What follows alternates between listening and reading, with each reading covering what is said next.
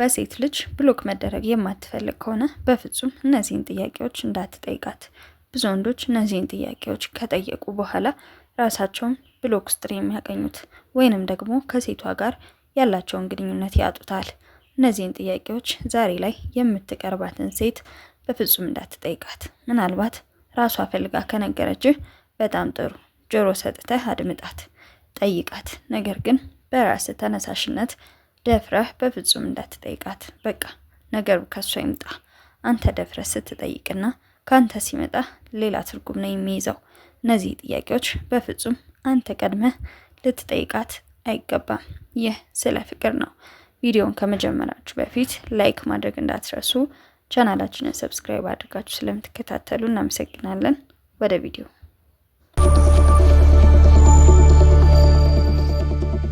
አንደኛ፣ ድንግል ነሽ ወይ? ለወንድ ልጅ ይህንን ጥያቄ መጠየቅ በጣም ተራ ነገር ነው። ለሴት ልጅ ግን ትርጉሙ ሌላ ነው የሚሆነው። ለምን ማወቅ ፈለገ? ይህ ልጅ የሚያስበኝ ለጊዜያዊ ስሜት ነው? ከሁሉም ወንዶች ጋር የምተኛ መስሎት ነው? እንዴት ነው ይህንን ጥያቄ ሊጠይቀኝ የቻለው? እያለች ታብሰለስለዋለች። ምናልባት አንተ በኖርማል አስበኸው በትክክለኛው መንገድ ጠይቃት ሊሆን ይችላል። እሷ ጋር ሲደርስ ግን ትርጉሙ ተቀይሮ ነው የምትረዳው። ስለዚህ በፍጹም እንዳትጠይቃት። ከፈለገች ራሷ ትንገረህ እንጂ አንተ ደፍረህ እንዳትጠይቃት። ሁለተኛ፣ ከስንት ወንድ ጋር ሴክስ አድርገሻል? ወይንም ቦዲ ካውንትሽ ስንት ነው? ይህችን ሴት ለምንድን ነው የፈለካት? ምን አገባህ? ይህንን ጥያቄ መጠየቅ አይደለም ለሴት ለወንድ ልጅ ራሱ ትርጉሙ ሌላ ነው የሚሆነው። ማለት ዛሬ ላይ የሆነ ሰው ጋር ግንኙነት ስትጀምር አንተ የሚመለከትህ ዛሬ ላይ ስላለው ማንነቱ ብቻ ነው። ትናንትና ላይ ምን አሳልፏል፣ ከማን ጋር ነበር የሚመለከታችሁ ጉዳይ አይደለም። ምክንያቱም አንተ በቦታ አልነበርክም። አንተ ያለኸው ዛሬ ላይ ነው። ስለዚህ የሚያገባህ ዛሬ ስላለው ማንነቱ ነው።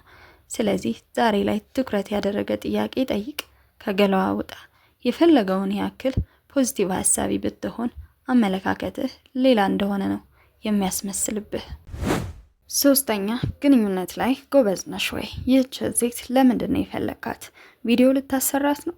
በደንብ ማሰብ ከቻልክ ይህ ጥያቄ እንደ ጤናማ ሰው ሊጠየቅ የማይገባው ጥያቄ ነው።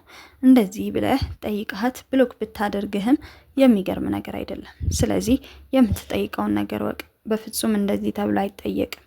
እስኪ አስበው፣ የሆነ ሰው እህትህን እንደዚህ አይነት ጥያቄ እየጠየቃት ምን ብለህ እንድትመልስለት ትጠብቃለህ?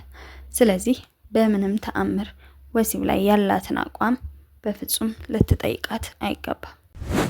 አራተኛ፣ ምን ያምራል? አንድ ወንድ እንዴት እንደዚህ አይነት ጥያቄ ሊጠይቅ ይችላል? የሚያምር ነገር ካለ ሰው ራሱ ይናገራል። ይህ ነገር ያምራል፣ ይህ ነገር ደስ ይላል ልትባል ትችላለህ። ስለ ሰውነት ክፍልህና ውጫዊ ገጽታ ተክለ ቁመና አንተ ያምራል ወይ ብለህ ጠይቀህ አይደለም ያምራል የሚባልልህ። ስለዚህ ይሉንታ እንዲሰማት ነው የምታደርጋት። በራስ መተማመን እንደሌለ እዛው ላይ ታያለች። የሚያምር ነገር ካለ በራሷ ይህ ነገር እኮ ያምራል፣ ይህ ነገር እኮ ደስ ይላል ትላለች። ፍቅረኛ ካልሆነች በስተቀር በፍጹም ደፍረህ ምን ያምራል፣ ምን ትወጃለሽ ምናምን እያልክ የጅል ጥያቄ እንዳትጠይቃት። አምስተኛ፣ ስለ ገላዋ ረጅም ሰዓት ማውራት የለብህም። ስለ ፕራይቬት ፓርት ወይንም ስለ ሰውነት ክፍሏ ረጅም ሰዓት ማውራት የለብህም። ስለ መቀመጫዋ፣ ስለ ጡቶቿ ረጅም ሰዓት ያምራል እኮ ደስ ይላል እኮ እያልክ አታውራ። በጣም የሚዘጋ ቀፋፊ ወሬ ነው። በፍጹም እንደዚህ አትበል። በጣም ሴሰኛ እንደሆንክ ነው የምትረዳው። ወሬ ካለቀብህ ደህና ደሪ ብለህ ብትተኛ ነው የሚሻለህ። በፍጹም መጠየቅና ማውራት የሌለብህ የወሬ አይነት ነው።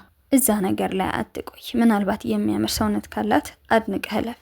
ያ በቂ ነው እንጂ 10 ጊዜ ስለዛ ነገር እያወራ ድርቅ አትበል። ለሌላ ዓላማ እንደመጣ አስባ እንድትርቅህና እንድትሸሽ ነው የሚያደርገው። ስለዚህ ይህንን ጥያቄ እና እነዚህ ነገሮች በፍጹም በቅርብ ያለችው ሴት ላይ አትጠቀም። ግንኙነታችሁን ገደል ከተዋል።